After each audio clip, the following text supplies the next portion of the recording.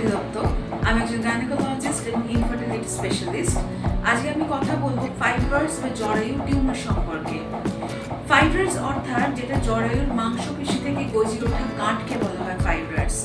Generally fibroids বা জরায়ু tumour নিয়ে যখন পেশেন্ট প্রেজেন্ট করে তাদের সিমটমস থাকে অতিরিক্ত রক্তক্ষরণ মাসিক সময় অতিরিক্ত তীব্র পেটে যন্ত্রণা, কোনো ক্ষেত্রে অনেক পেশেন্ট কিন্তু বন্ধ্যাত্বের সমস্যা নিয়েও প্রেজেন্ট করে।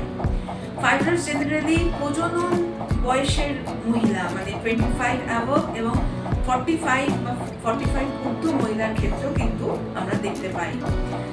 ট্রিটমেন্টের মধ্যে ফাইব্রয়েড সারানোর হরমোন থেরাপি আছে, মেডিকেল থেরাপি, এছাড়া সার্জারির মধ্যে মায়োমেক্টমি এবং যে সমস্ত মহিলারা পেরিমেনোপজাল মানে যাদের হয়তো আর কিছুদিনের মধ্যে মাসিক বন্ধ হয়ে যাবার বয়স হয়ে গেছে কিন্তু এই ফাইব্রয়েডসের কারণে অতিরিক্ত রক্তক্ষরণ হয়েই চলেছে এবং মেনোপজ হতে চাইছে না, এই সমস্ত পেশেন্টের ক্ষেত্রে কিন্তু হিস্টেরেক্টমিটাই ট্রিটমেন্ট।